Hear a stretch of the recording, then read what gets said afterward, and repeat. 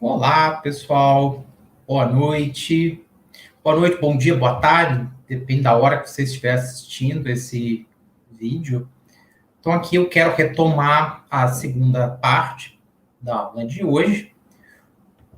Momento que eu vou tratar do modelo de composição da Eneida e das informações provenientes da Vita Virgínia. Bom, nós sabemos que o poeta, inicialmente, ele elaborou um esboço em prosa da Eneida,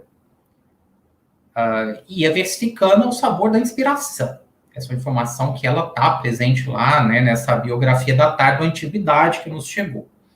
Pela manhã ele costumava ditar uma saraivada de versos, que no restante do dia ele reduzia a um pequeno número. E nisso, essa biografia da tarde da antiguidade fala a maneira de uma mãe ursa que ia lambendo os versos até ganharem forma. Todo esse processo de lapidação e de encaixar os versos dentro da métrica do hexâmetro dáctilo. Como eu já havia mencionado, é um tipo de metro extremamente complexo, difícil, e interessante que nesse processo de composição é bem diferente do que geralmente nós imaginamos, que Virgílio sentava numa mesa com calma e com a pena e ia escrevendo. Não, a gente percebe as informações que nos chegam é que ele compunha de ouvido, daí a necessidade de escutar, de ouvir e perceber a própria musicalidade das palavras, informações sobre esses recitais, no momento que a Eneida ia, de certa forma, se gerando e sendo apresentada. Foram 10 anos, vocês devem se lembrar, eu mencionando isso na aula passada, uma década para a composição. Ele morre, ao que tudo indica, com esse poema inacabado, assim que essa tradição biográfica traduz, que ele viaja até a Grécia para conseguir aprimorar a descrição de certas paisagens e lugares que aparecem ali no livro 3. Ele é acometido de febre e volta, mas nesse processo de composição nós temos notícias de recitais, inclusive com a célebre presença do imperador Otávio Augusto. Uma delas, quando Augusto está retornando da campanha contra Cleópatra, ele para em Átila, na Campânia, para curar uma infecção de garganta. Ele recita na íntegra os 4 livros, por exemplo, das Geórgicas, até a exaustão vocal, no ponto que ele é substituído pelo próprio Mecenas. E sobre a Eneida, as informações é de que Augusto mandava cartas solicitando que o Virgílio apresentasse um esboço em prosa, ou parte, enviasse alguns livros.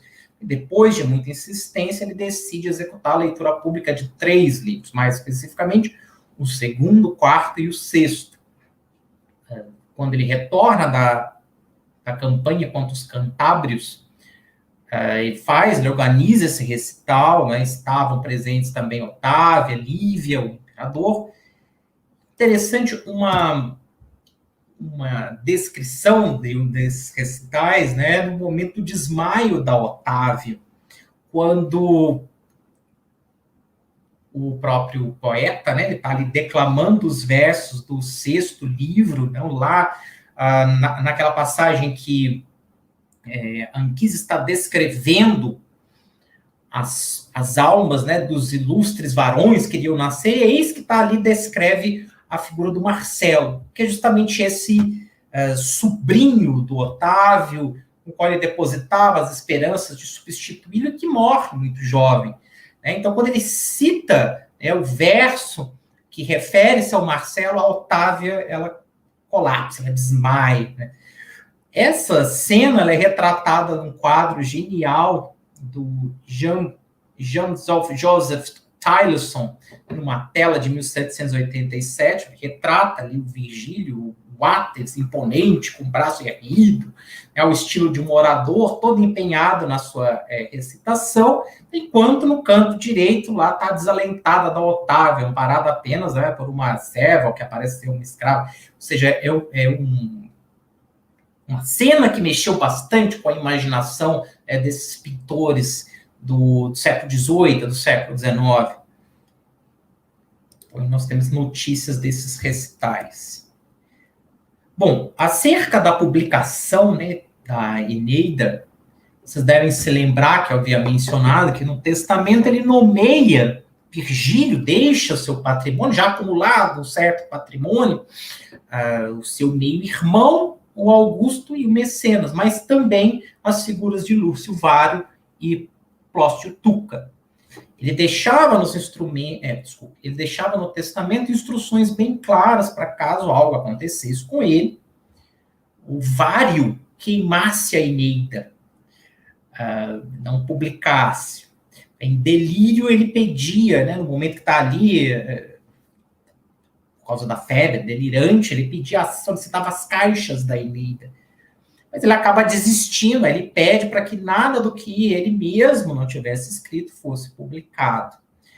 Informações que nós temos sobre o Lúcio Vário Rufo, o célebre, fica conhecido, né, como o célebre editor da Eneida, né, o nosso espectro de informações ele não varia muito. Ele escreveu um poema, né, titulado De Morte, ou sobre a morte, e uma de suas tragédias, Tieste, foi encenada no ano de 29 a.C., né, durante o Tríplice Triunfo de Otávio. Aparece na documentação como um amigo íntimo do Virgílio. Segundo a Vita Virgilis, ele retoca pouquíssimas partes. Eu discuto isso com mais detalhes também na minha tese, né, sobre os versos incompletos, supostos versos incompletos da Eneida. Uma comparação que eu faço com os meus alunos, né, ou seja, diante, né, de toda essa obra monumental, pouca coisa ele pôde tocar, né, eu comparo com a Capela Sistina, né, vai que o Michelangelo lá tivesse, né, batido as botas antes de terminar o empreendimento, né, aí o Papa Júlio II vai lá e entrega aqui, meu filho, você vai ali e continua. É algo extremamente complexo, ou seja, a composição de uma epopeia, por causa da própria extensão narrativa, não é algo que é feito em um, né, curto espaço de tempo, né, e demanda, fora a genialidade, a manipulação dessa métrica que é tão particular no caso das epopeias. Então, eu quero trazer aqui algumas informações, né, sobre problematizar aqui um pouco esse processo de circulação da Eneida, né? Ou seja, nós já temos citações a respeito, né, da Eneida, desse processo de difusão do poema, já em Propércio. Nas elegias do Propércio, ele fala que há algo mais sublime que a Homero, que a Ilíada está por nascer. Aparecem referências também em várias cartas do Sêneca, em Quintiliano. Marcial fornece algumas pistas interessantes sobre o comércio de livros e a circulação desses livros da Eneida já no mercado. Agora, em termos de epigrafia, os mais antigos testemunhos da Eneida, eles são inscrições parietais e Pompeia, já de uma circulação, e principalmente o primeiro verso. Agora, por que o primeiro verso, né?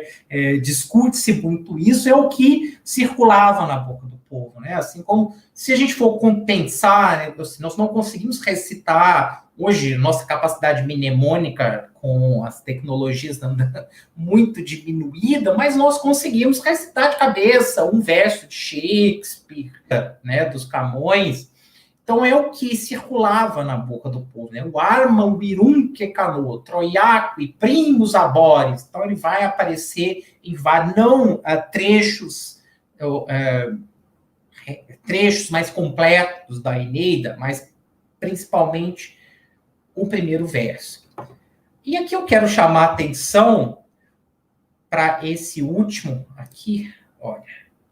Fulones ululanque cano, non arma virunque, que é um dos mais célebres exemplares de uma das recriações que eram também feitas, ou seja, o pessoal não apenas reproduzia versos da Eneida, mas também modificava. Esse aqui, ele foi encontrado, né, no exterior da casa de Fábio Ululi Trêmulo, né, perto de uma pintura que retrata, inclusive, a fuga de Enéas com Anquises e Ascânio. O Trêmulos, ele era proprietário de uma fulônica, que é uma espécie de tinturaria romana. Ele utiliza esse verso de Virgílio para homenagear os fulones, que são os indivíduos que trabalhavam, né, lavando, tingindo tecidos, peças de couro.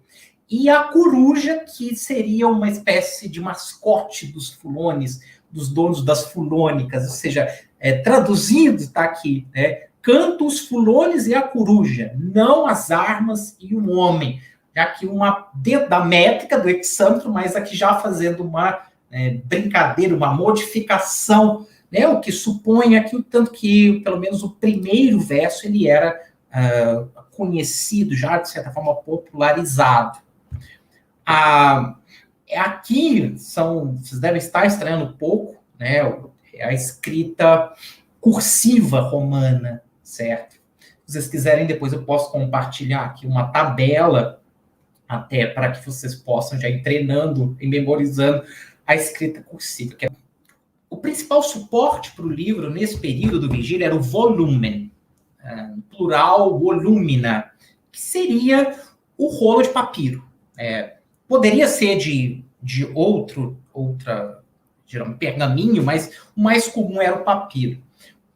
Muito pouco prático para ler, né? Até vocês podem procurar informações, né, de como processo de leitura. Usava-se as duas mãos, né? Os romanos costumavam ler sentados, ou geralmente espraiados em leitos, ou seja, era necessário uma certa destreza. Enquanto uma mão, ela desenrola uma extremidade do rolo, era necessário ir enrolando a outra parte. Ao final da leitura, rebobinava-se, igual uma fita de VHS. Mas como não haviam páginas, os textos eles eram dispostos em colunas que variavam de tamanho, dependendo se era um trabalho em prosa ou um trabalho em verso. Geralmente o espaço entre as colunas ele variava entre 1,5 centímetro, 2 centímetros. Para escrever, preferia-se usar a parte conhecida como recto do papiro, que seria essa parte em que as fibras elas correm horizontalmente.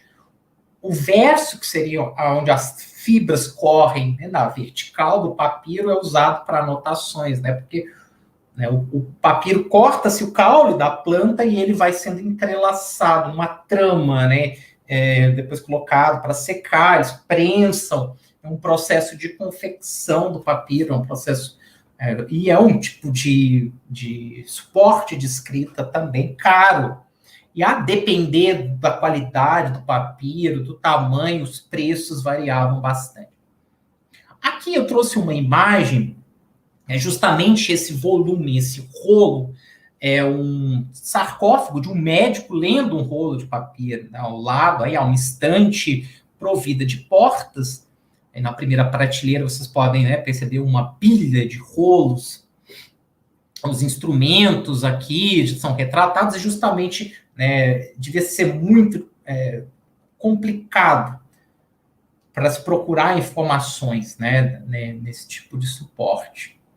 Esse sarcófago, essa foto, né, desse relevo do sarcófago, eu retirei do Museu, né, de Arte de Nova York, Metropolitan Museum of Art. Está aí a referência para vocês, né, se vocês quiserem procurar depois. A imagem está em domínio público.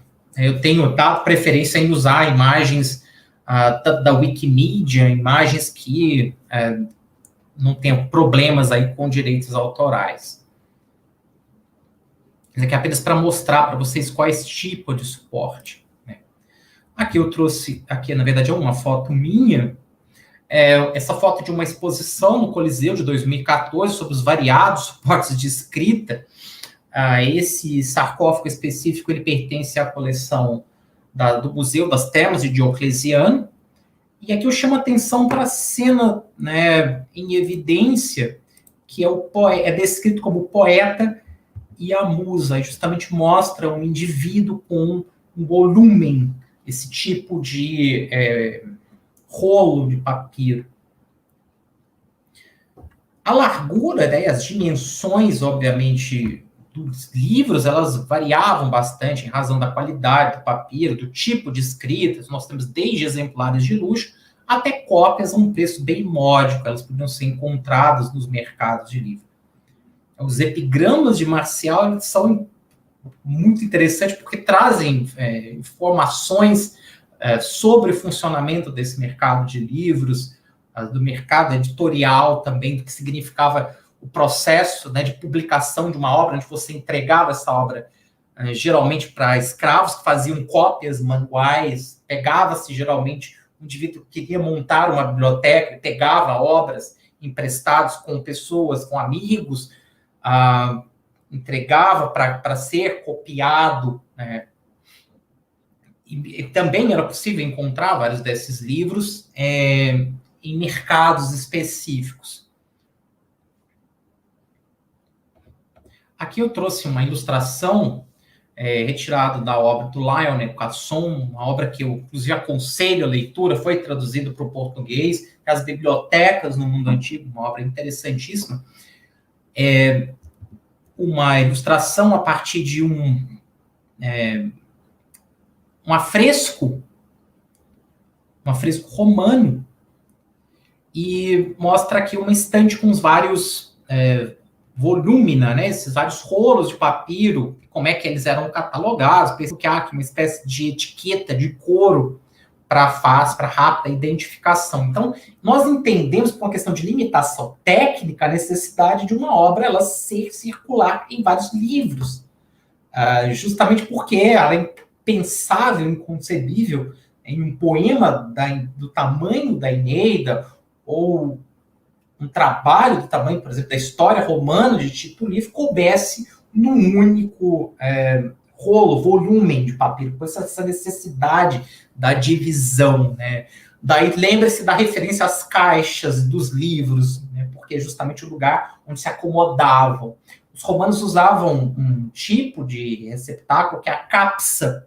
Essa capsa ela aparece também em várias estátuas de figuras romanas. O cara está representado ali com a toga, e o suporte da estátua, para a estátua não colapsar, eles geralmente faziam na forma de uma capsa, para demonstrar que aquele indivíduo era um indivíduo erudito, né, que lia bastante, né, essa capsa que ela é, né, uma caixa, né, um formato circular onde se colocavam esses rolos de papiro.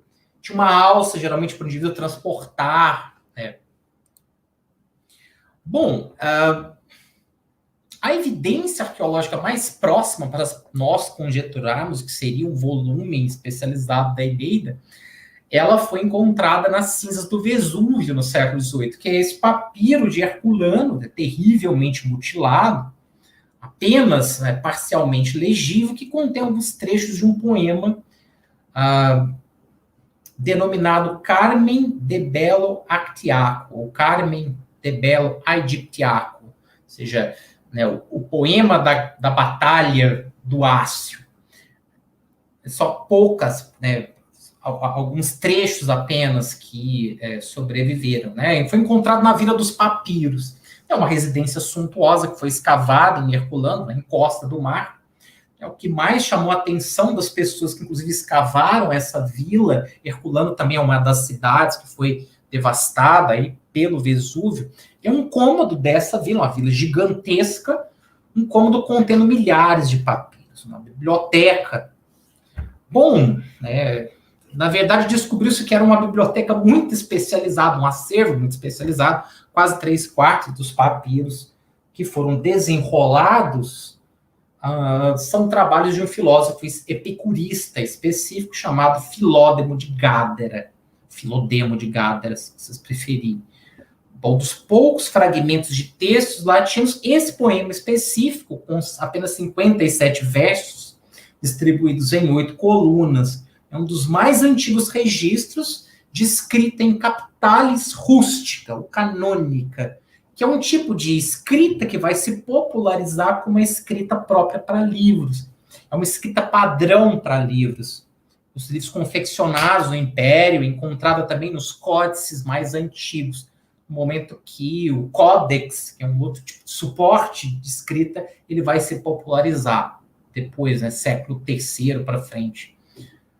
Bom, aplicando os valores de referência do tamanho, das dimensões dos papiros de Herculano, mais especificamente para esse, né, a média é essa aqui, ó, certo? Então, os valores de referência dos papiros de Herculano, a largura das colunas por volta de 19,5 centímetros, o espaço entre as colunas 2, a altura das folhas do papiro entre 19 e 24, e as quantidades de versos por coluna por volta de 20 versos. Então, aplicando esses valores de referência dos papiros, nós podemos imaginar o tamanho, as dimensões do que seriam os livros da Eneida. Então, eu fiz esse exercício, né, essa tabela, inclusive, está, né, na minha tese.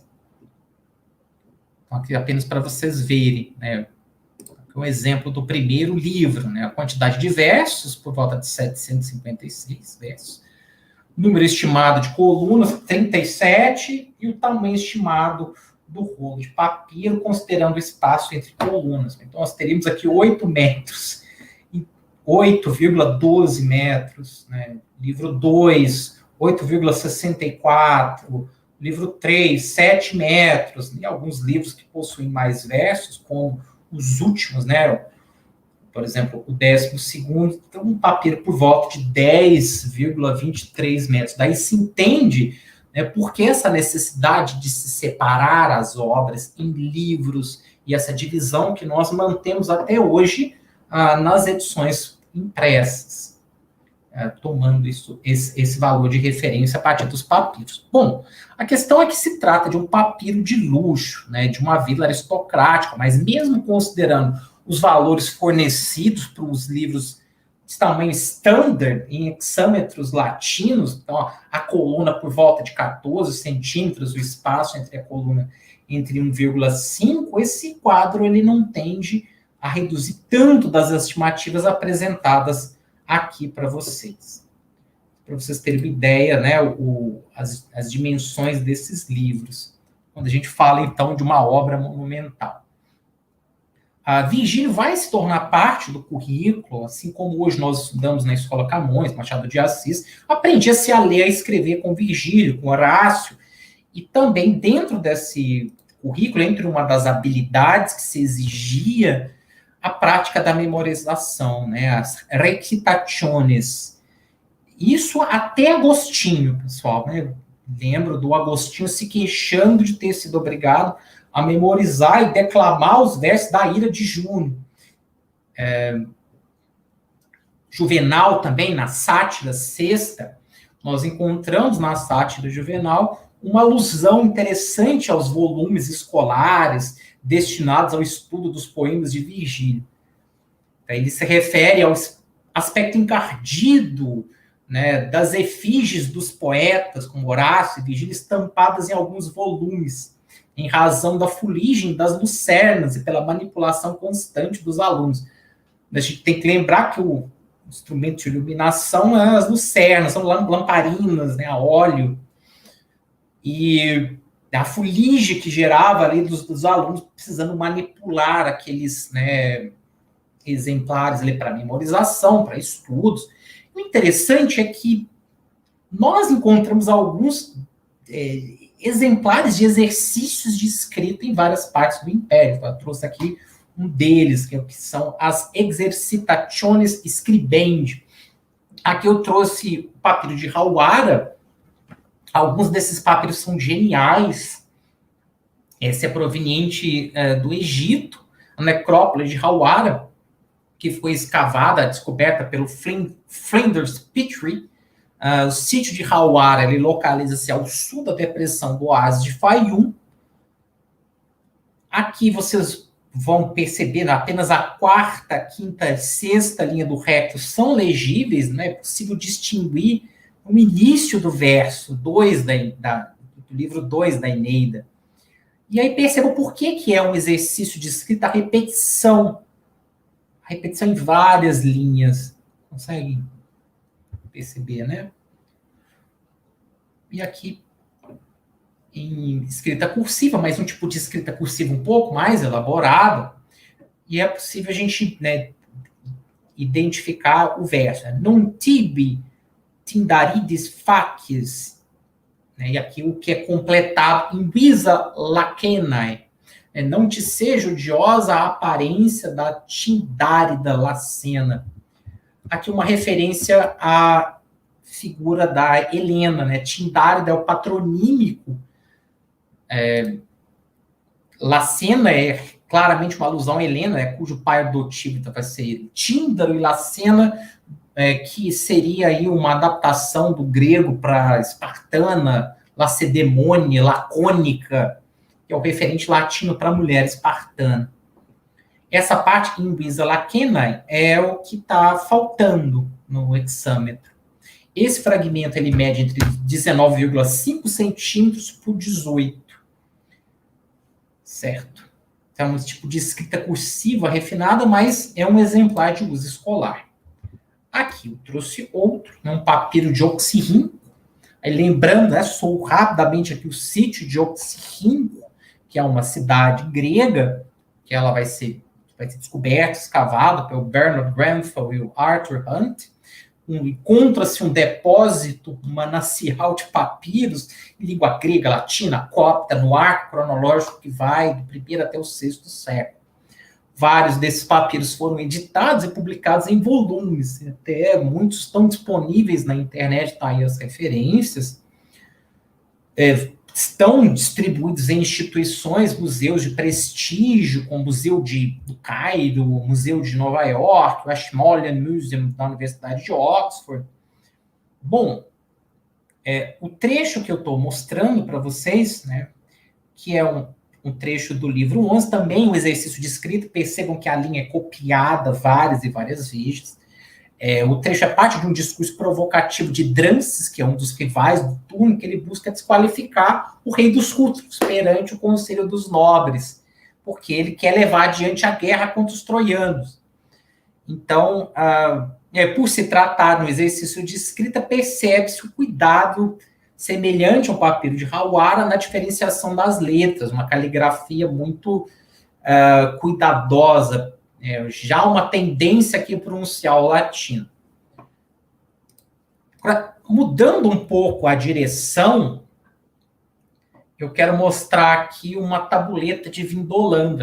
Vamos partir para a outra extremidade do Império, ou seja, próximo lá da muralha de Adriano. Uma dessas exercitações scribendi lá aparece no sítio de Vindolanda. Uma instalação militar romana que foi escavada em 1970. Quem conduziu esse trabalho de escavação, Robin Burley, ele encontrou mais de 600 tabuletas. Então, suporte de escrita, ou seja, a distância do Egito, né? Não chegava, não devia chegar papiro, né? Em tamanha quantidade, então adaptava-se ao que se tinha. Então, eram tabuletas a partir aí, né, de madeira que eles usavam para escrever.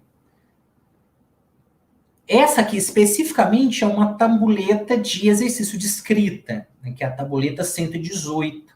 Ela contém este verso do livro 9 da Eneida, arranjado em 2 linhas.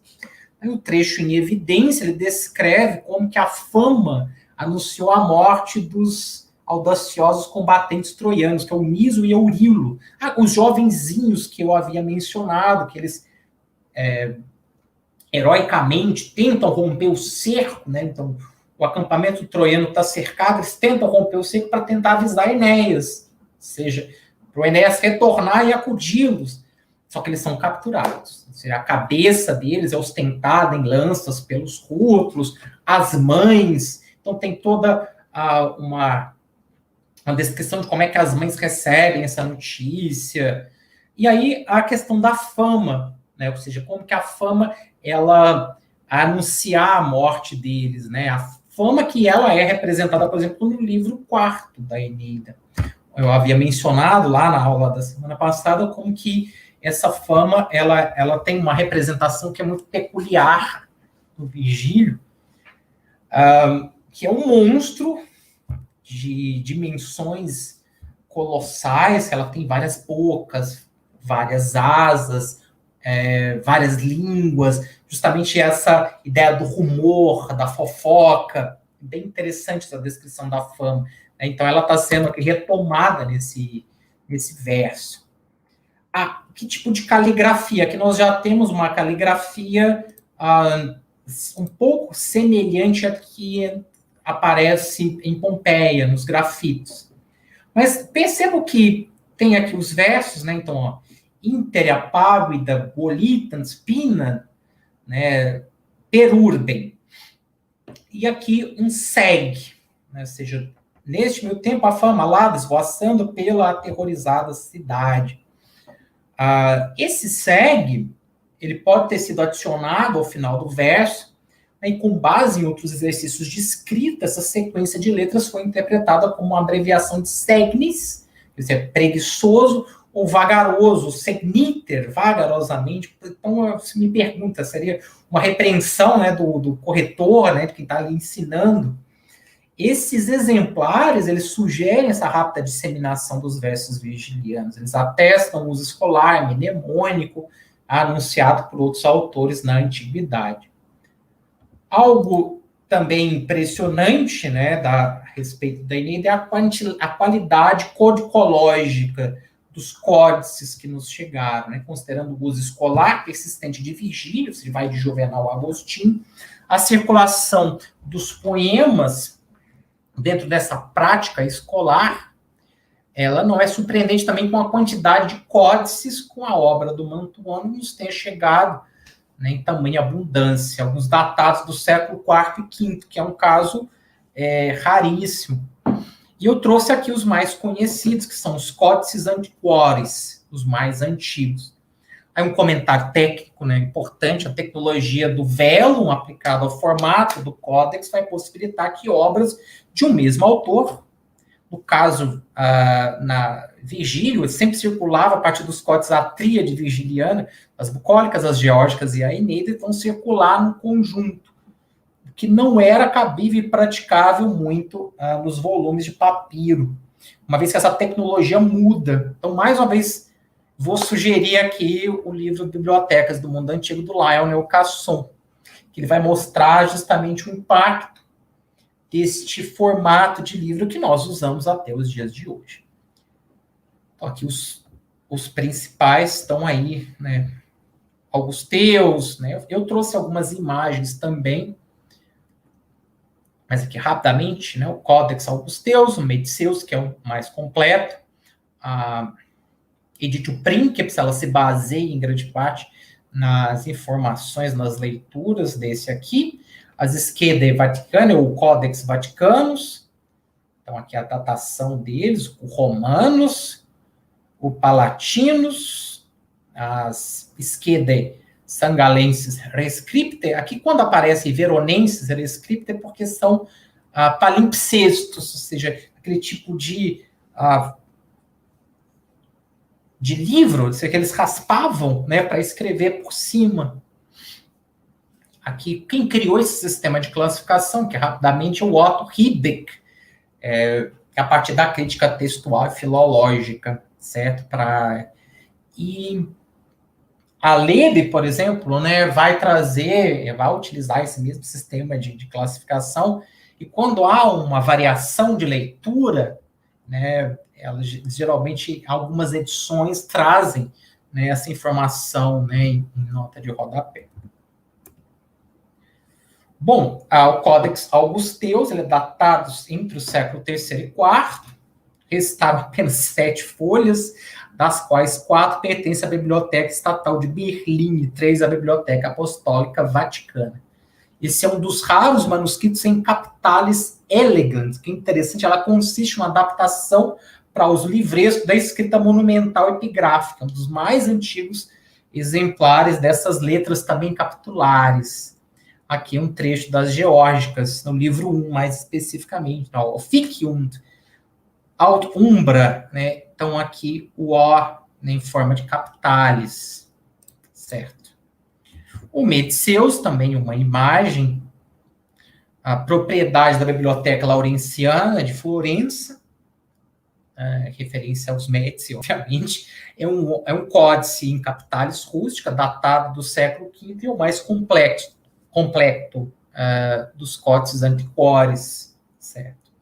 Só uma primeira porção da primeira bucólica, ele quase contém o texto completo, né, das Geórgicas e da Eneida. Aqui está a fonte, né, de onde eu tirei essa imagem que vocês estão vendo aí, é um artigo.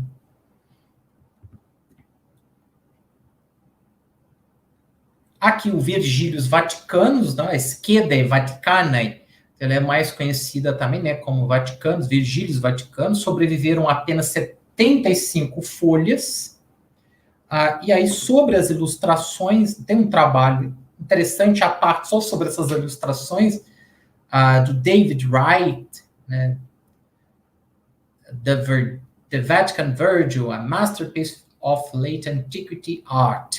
Ele vai, né, discutir, ele faz uma análise estilística, ele detecta a mão de 3 ilustradores de períodos próximos e, com base numa datação, sugere que tem um paralelo formal entre as ilustrações do manuscrito e os mosaicos da igreja de Santa Maria Maggiore, que são contemporâneos ao Papa Sisto III. E é nós podemos dizer assim, um dos mais bem ilustrados, né, conhecidos também, né.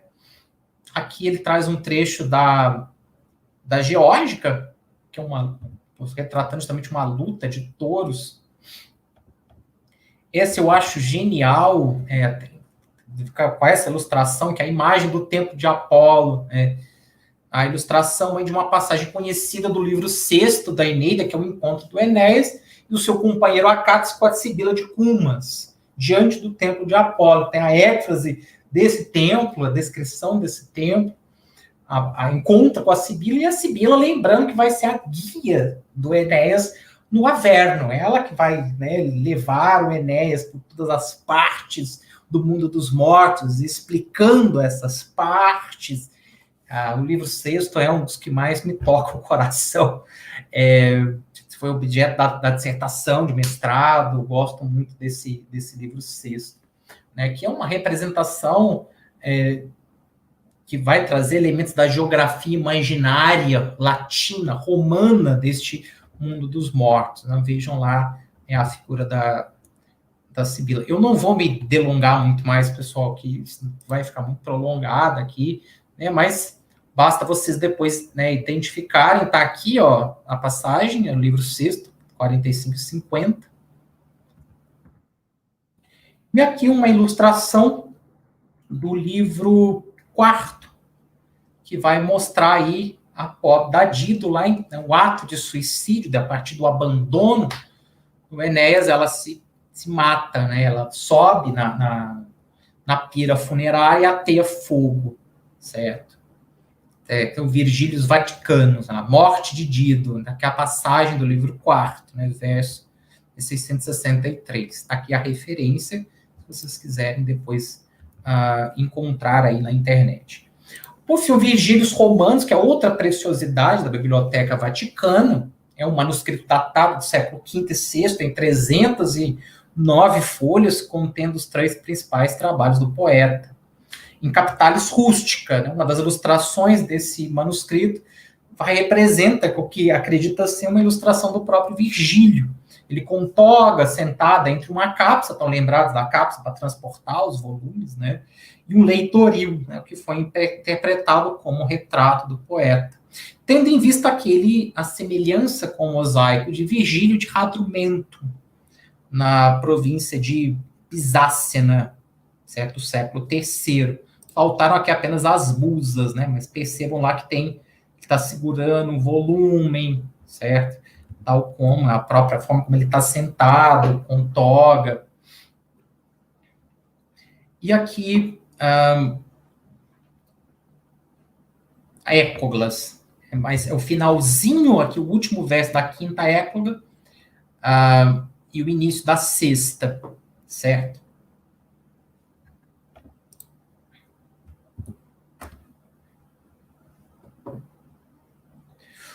Bom, aí quero tratar um pouco rapidamente aqui da problemática do proímio da Eneida. Esses 4 versos que vocês podem ver, né, eles estão em várias edições modernas da Eneida. Né? Apresenta justamente essa evolução do poeta, que ele sai da poesia pastoril, a poesia didática, agrícola, até o tema marcial da época.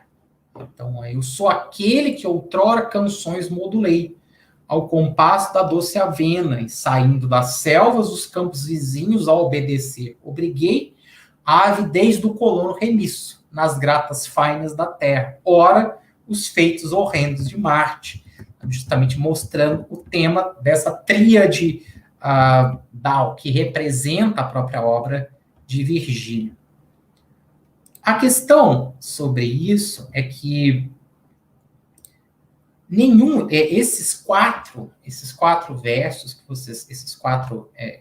vocês estão vendo, eles não são encontrados em nenhum dos códices antiquários. Esses versos eles são atribuídos a Vário. Só que é uma informação que ela decorre, ela é proveniente de um gramático chamado Niso, do século I.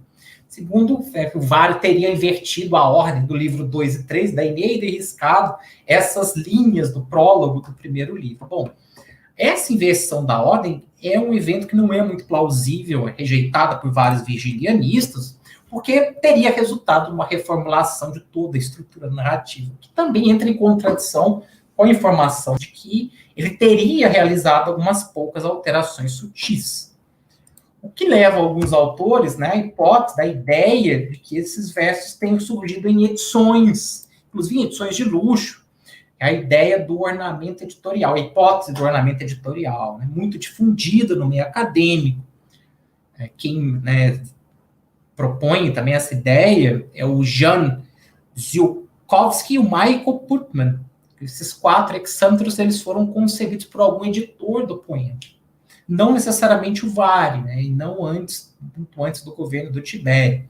Agora, o que sugere isso também, né, temos uma informação do Marcial que ele alude à prática comum no seu tempo de estampar a efígie de Virgílio e de outros vultos literários, como Cícero, Tito Livre, nos volumes comercializados. Deixa eu mostrar aqui, então, olha, Virgílio em pergaminhos, né, com escassa quantia de pergaminhos abrange o imenso maro. Aqui uma ironia, né? A primeira folha traz seu próprio semblante. E um outro elemento que é característico que é importante se destacar no que concerne a história do documento, são os versos sobre a aparição da Helena no livro 2. Esses 22 versos, eles não aparecem em nenhum manuscrito ou foram citados por qualquer outro autor na antiguidade. Esse episódio, que ele vai descrever um encontro de Enéas com Helena, no livro 2, ele foi incorporado pelas edições impressas, mas ele reside tão somente na autoridade de Sérvio, que é o comentador, certo? Esse episódio específico, ele está na narrativa do livro 2, ele está entre a descrição da morte do primo pelas mãos do Neoptólemo, Pirro, que é o filho do Aquiles, e a manifestação de Vênus para Enéas em um dos cômodos do palácio. Então, alguns virgilianistas eles vão tomar esses versos como espúrios, a partir de algumas evidências estilísticas, como, por exemplo, a reincidência da palavra poema em 4 versos adjacentes, a elisão, né, de palavras na cesura diante da partícula et, que acaba traindo um pouco o gosto virgiliano pela variação.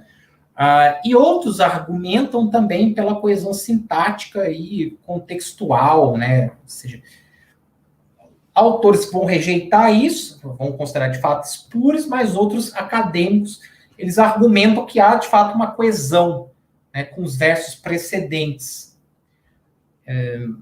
Aí, como fica isso, digamos assim, na questão das edições? Muitas edições modernas, elas vão computar esses versos na esticometria, mas, no entanto, elas assinalam em itálico, algumas, como a Leib, por exemplo, e colocam uma nota explicativa, como é o caso, né, dessa edição que eu já comentei. Trazem notas, certo? Bom, pessoal, é isso.